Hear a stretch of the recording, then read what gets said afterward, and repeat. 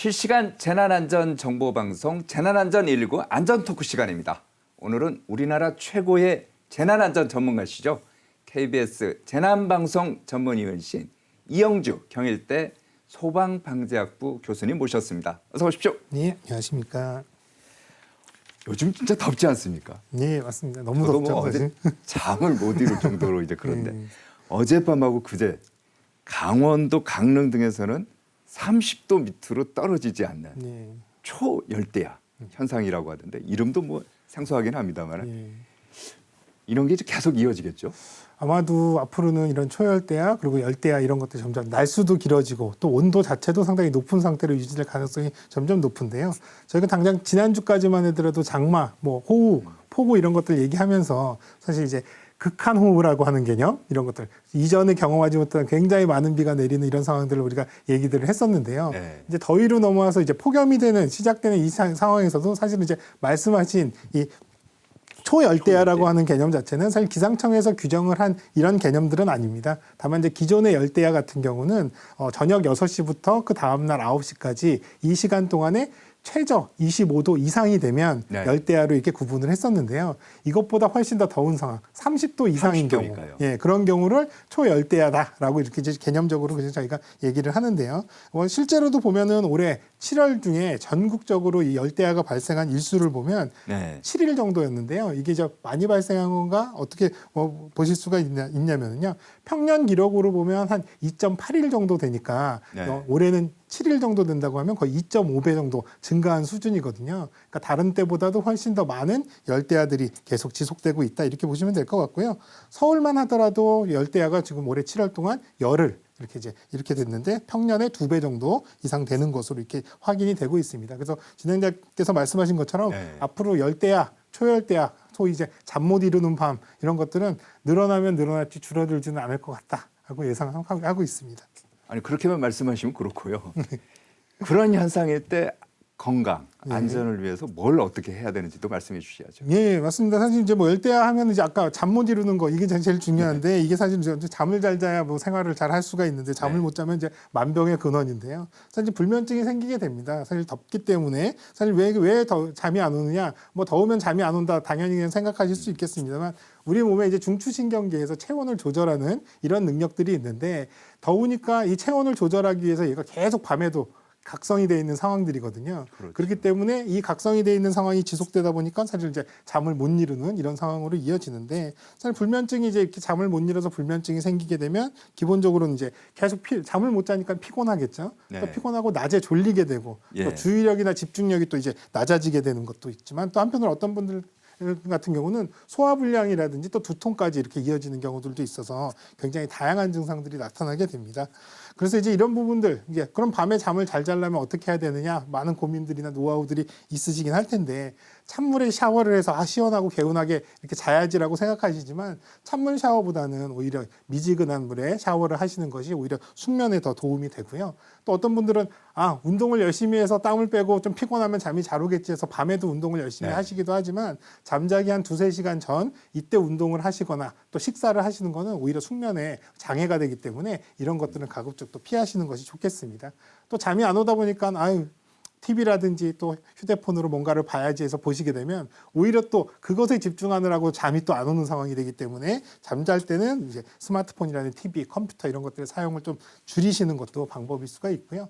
또 이제 뭐 더우니까 에어컨 이런 것들 많이 쓰시게 되는데 네. 적정하게 잠잘 때 적정한 온도는 약 한 25도 정도 실내 온도가 그 정도 되는데요.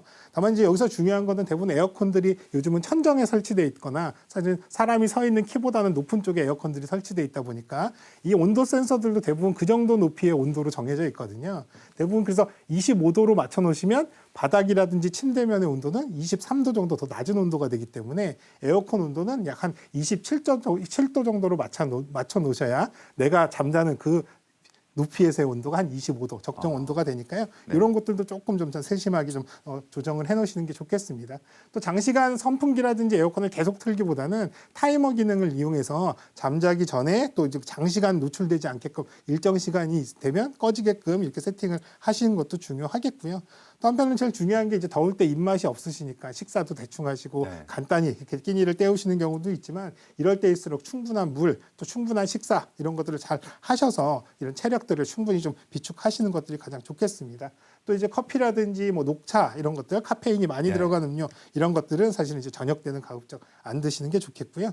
오히려 이제 체리라든지 상추, 우유 같은 이런 이제 멜라토닌이 많이 들어가 있는 음식들이 숙면에 좀 도움이 되니까 잠이 안 오는데 배가 고프다라고 하시면 과식하시지 마시고 우유라든지 이를테면 계란 이런 것들을 드시는 게 조금 더 도움이 되겠다. 음주는 어떻습니까? 술 먹으면 잠이 더 잘 올 것 같아요. 술은 사실 그러실 것 같긴 하지만 술을 먹으면 또 열이 나기 때문에 오히려 가뜩이나 더워서 잠을 못 자는데 열이 나기 때문에 더 잠을 못 자시게 되거든요. 그렇기 때문에 술도 가급적이면 안 하시는 게 더 좋겠습니다. 좀 전에 이제 제가 전해드렸습니다마는 기상청에서 올해 장마는 끝났다. 예. 이제부터 걱정되는 게 폭염 아닙니까? 그러니까 어떤 언론을 보니까 우리가 이제 태국에 있는 방콕보다 서울이 더 덥다고 얘기도 하는데 폭염에 대한 주의 어떻게 해야죠? 폭염 같은 경우는 사실 우리가 많이 간과하고 있는 게요. 전 세계적으로 재난 중에서 가장 많은 사람들이 사망하는 재난이 폭염입니다. 근데 우리는 단순히 이게 아유 덥다 그냥 참고 지나가면 되겠지 더운 거 뭐 여름에 더운 게 당연하다 이렇게 쉽게 생각하시지만 이걸 재난으로서 우리가 충분히 대비를 하고 안전하게끔 관리를 해야 될 필요성이 있습니다. 다만 문제는 이런 것들이 이제 개인이 이런 더위에 대해서 충분히 아까 말씀드린 휴식도 취하고 더위를 회피하는 이런 방법들을 잘 생활화하신다면 충분히 이렇게 이겨내실 수가 있거든요. 그래서 오히려 이런 부분들은 뭔가 시설적인 부분이나 뭐 관리적인 부분보다는 본인 스스로의 어떤 이 더위라든지 체력 관리 이런 것들만 잘 하시더라도 충분히 안전하실 수 있다 이런 부분을 좀 말씀드리고 싶습니다. 그 온열 환자 같은 경우도 이제 많이 나오지 않습니까? 그러니까 보면은 다음 달 이제 8월 되면은 지금보다 더 더울 것 같아요. 온열 환자도 더 많이 나올 건데 좀 전에 뭐 양배추 그 얘기도 있었습니다만은 온열 환자에 대해서 짤막하게.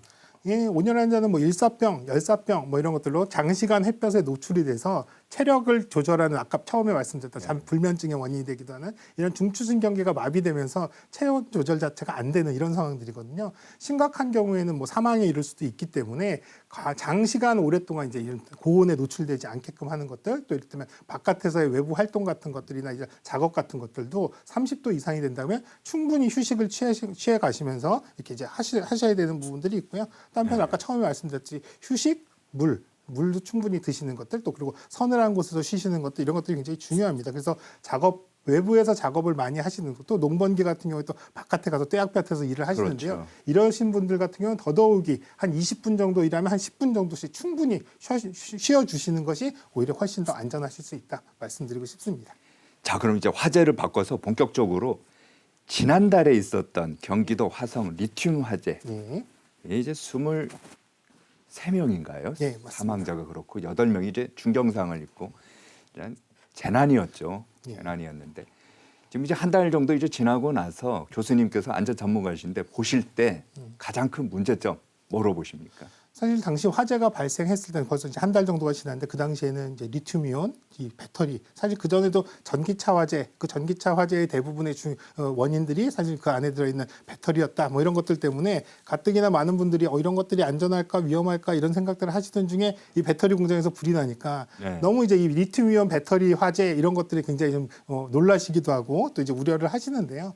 사실 공장에서는 이런 리튬 이온이 됐든 다른 요인에 의해서도 화재가 발생할 수 있는 가능성은 충분히 있다고 생각이 됩니다. 다만 저는 이 화재에서 가장 중요한 부분은 화재가 발생하더라도 사실은 뭐 재산적인 손실이 많이 발생하는 건 어쩔 수 없다 하더라도 사람이 이렇게 많이 사망했다라는 점은 굉장히 좀 안타까운 일이거든요. 그렇죠. 그래서 사실 공장이라고 하는 특성상 리튬이온 배터리가 아니더라도 다른 여러 가지 열을 사용하는 작업이나 공정 위험물 여러 가지 과정 중에서 화재가 발생할 수는 있는데 사람이 이렇게 많이 죽는다는 건 있어서는 안 된다. 또 그리고 이 화재에서도 사실은 사람들이 대피를 하지 못하는 상황 그 안에서 갇혀서 이제 사망을 하게 되는 여러 가지 요인들이 대피라든지 이런 안전에 관련된 부분들이 다소 미흡했던 상황들이 오히려 굉장히 좀 우리가 주목해야 되고 앞으로 재발하지 않도록 좀 우리가 대책을 세워야 되는 부분이라고 생각하고요. 또 한편으로는 국민분들께서는 사실 리튬 전지 다 위험한 거 아니야? 너무 걱정하시기보다는 여기는 리튬 배터리 공장이었기 때문에 그런 화재에 대한 위험성이나 취약성이 더 컸던 거거든요. 그래서 생활 속에서 사용하시는 리튬 이온이나 배터리 같은 것들은 소형화된 것들은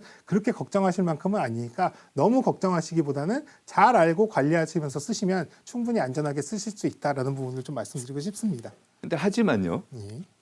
2022년이죠. 거의 2년 전 보면은 경기도 판교에서도 카카오 데이터 센터에서 화재가 나지 않았습니까? 예, 맞습니다. 그때도 이제 전국 통신망이 이제 끊기고 카카오가 안 되고 이제 난리가 났었는데 그 이유도 보면은 리튬 전지 열 폭주 때문이었다. 예, 맞습니다. 그렇다면 어느 정도 예상이 됐는데 이게 잘 고쳐지지 않나 보죠. 실제로 이제 이 배터리가 사실 리튬이온 배터리 또 ESS 에너지 저장 장치 이런 것들은 사실 이제 이 케이스 안에 이런 여러 가지 전해질 물질, 음금 양극 물질들이 들어가 있어서 배터리로 기능들을 하는데요. 네. 사실 이렇게 배터리 안에서 불이 나는 열폭주가 일어나는 경우에 바깥에서 여러 가지 물 아니라 소화약제를 뿌린다 하더라도 그 안쪽으로 제대로 이제 소화액이라든지 이런 것들이 침투되지 않기 때문에 불이 끄기가 굉장히 좀 어렵습니다. 또 그리고 또 그 안에서 열폭주가 일어나는 상황들 같은 경우는 바깥에서 질식을 시키건 물을 뿌리건 이런 냉각이나 이런 효과들이 그렇게 기여를 하지 못하기 때문에 결과적으로는 이 열폭주가 멈출 때까지 바깥으로 열이 더 퍼져서 이제 확산되지 않게끔 이렇게 방어하는 정도 수준이 그나마 현실적인 방법이고요. 네. 그 당시 이제 카카오 이제 데이터 센터 화재 이후에 이런 ESS 저장 시설 같은 경우에는 상당히 많은 방호에 관련된 시설들의 개선들은 상당히 많이 이루어졌습니다. 다만 이제 이번에 화재가 발생한 RSL 이 배터리 공장 같은 경우는 생산 공정 또 생산하는 이는 공장이다 보니까 사실 이런 안전에 관련된 여러 가지 시설적인 기준도 사실 마련되지 않았고 또 안전 관리에 대한 부분은 다소 미흡한 부분들도 있었었기 때문에 이번에 굉장히 큰 화재로 이렇게 이어진 그런 상황이다 이렇게 보시면 되겠습니다. 그러니까 쉽게 말해서 교수님께서 보시기에는 이번에는 생산 과정, 생산 공정에서 난 화재다. 예. 그런데요. 이게 군납업체더라고요. 예, 맞습니다. 그래서 국회 국방위 의원실에서 낸 조사 결과 이거를 보니까 리튬 배터리 파열 사고가 최근에 보니까 31건 났는데 31건 중에서 3건이 바로 이 업체에서 난 것 같아요. 예, 맞습니다. 이건 어떻게 보세요? 사실 이제 이런 수치로 보면 31건 중에 3건이 10% 이 제품이라고 했는데 사실은 그럼 다른 업체들은 얼마나 많이 있을까라고 하면 사실 군용 리튬 배터리 1차 전지를 생산하는 업체는 그렇게 많지가 않습니다. 그래서 사실 이제 이 업체의 제품이 특별히 불이 더 많이 났다 이렇게 보기보다는 군용 배터리 자체가 상당히 위험성이 좀 있다 이렇게 보는 게 좀 맞을 것 같아요. 그럼 다른 우리가 생활하는 여러 가지 리튬이온 건전지들도 있고 또 휴대폰에도 이런 리튬이온 전지가 들어가는데 얘는 왜 더 위험한가 이렇게 생각하실 수가 있는데요. 보면 실제로 이제 군용 전지 같은 경우에 산업용 전지 같은 경우는 사실 에너지 밀도가 높고요. 또 음극이랑 양극 자체가 가까이 있습니다. 그렇기 때문에 내부적인 뭐 제품의 불량이라든지 외부 충격이라든지 뭐 물이 들어가나 여러 가지 이상 상황이 발생했을 때 얘네들이 이제 단락이 생기면서 여기서 발생하는 열이 이제 화재로 이어질 가능성이 다른 건전지보다는 훨씬 다른 전지보다는 더 높다 이렇게 보시는 게 맞을 것 같고요. 사실 말씀하신 대로 이제 군납을 해서 군에서 보관하는 창고에서 이런 화재가 이어지는 상황들이 상당히 좀 많이 있었습니다. 대신에 그 이후에 최근 3년 전에 이런 이제 국방부에서 이런 이제 이 배터리를 보관하는 보관 창고에 여러 가지 화재 안전에 관련된 관리, 이를테면 이 온도나 습도를 조절한다거나 또 열화상으로 이런 것들의 화재에 대한 부분들을 감지한다거나 이런 것들을 통해서 상당 부분 이런 부분들이 이제 화재 위험성들을 저하해서 그 이후로는 화재가 거의 발생하지 않는 것으로 이렇게 알려지고 있거든요. 네. 그렇기 때문에 사실 이제 이번에 건전지 화재, 이 공장 화재도 사실은 뭐 이 배터리를 정확하게 다 끌 수가 있는 상황은 아니기 때문에 오히려 보관하는 방법이라든지 이런 것들의 이상 상황을 미리 알아서 조치를 할 수 있게끔 하는 이런 부분들의 시설적인 또 혹은 기술적인 보완들 이런 것들은 충분히 해볼 만하다 생각이 됩니다. 그런데 이제 저희가 이제 좀 조사를 해보니까 이 업체가 규정을 위반한 게 이번만이 아니었던 것 같아요. 2019년 이게 리튬을 이제 허가량보다 23배 초과해서 이제 보관하다가 적발도 됐었고 2020년에는 소방시설 작동 불량으로 이제 적발되고 또 올해 이제 2차례나 인명피해 위험 경고 이런 게 있었거든요. 그러니까 계속 뭐 크고 작은 뭐 이런 게 있었던 것 같아요. 네, 맞습니다. 실제로 이제 말씀하신 대로 리튬 자체는 이제 금속분에 해당하기 때문에 위험물로 분류가 되고요.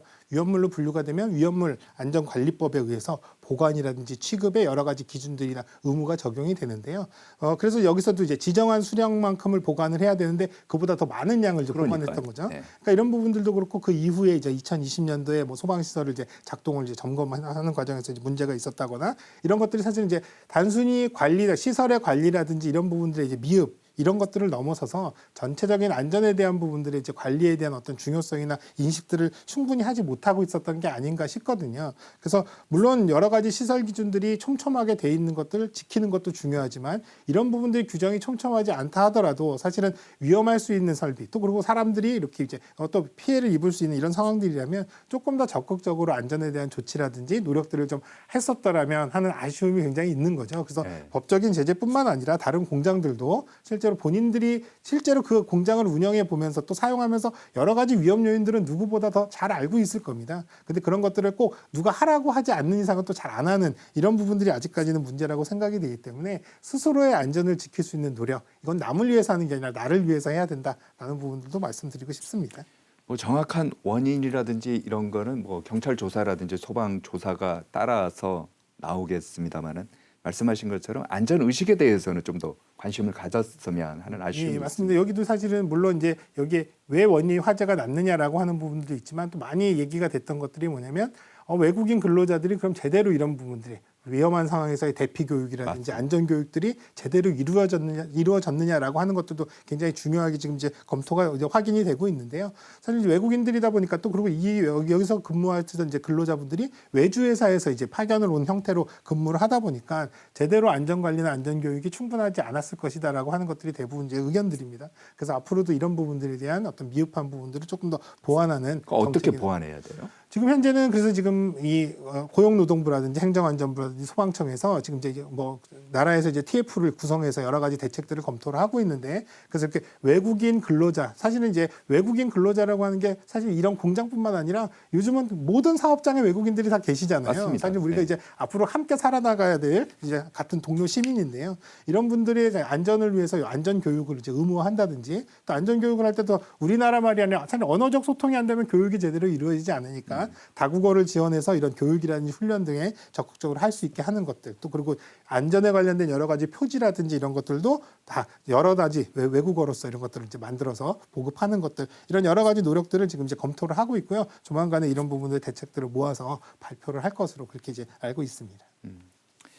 자, 저희 시간이 뭐 다 돼가는 것 같습니다만은 마지막으로 예. 요즘 이제 휴가철 아닙니까? 네. 이제 절정기를 뭐 지나고 있는 것 같은데 휴가철을 맞아서 이 프로그램 보시는 시청자들께 꼭 이것만은 유의하셔야 합니다 하는 게 있다면 어떤 게 있을까요? 예, 사실은 이제 뭐 장마가 끝나고 본격적인 휴가철인데 우리가 앞서 말씀드렸던 이제 여러 가지 이런 이런 폭염이 굉장히 우스운 게 아니라요. 꼭 지키셔야 하고 안전해야 되는 이런 상황들이잖아요. 그래서 이제 건강에 휴가를 가셔서도 생활 속에서도 체력 관리 또 건강 관리 철저히 하시라 말씀드리고 싶고요. 또 앞서 말씀드린 이제 여러 가지 화재 상황들 이런 것들도 계절을 가리지 않고 불이 나거든요. 특히 또 여름철 더운 때는 실외기 화재라든지 이런 것들 또 장거리 여행을 가시면서 차량에서의 화재 이런 것들도 많이 발생하기 때문에 출발하실 때 차량 점검 꼼꼼히 하실 필요도 있겠고요.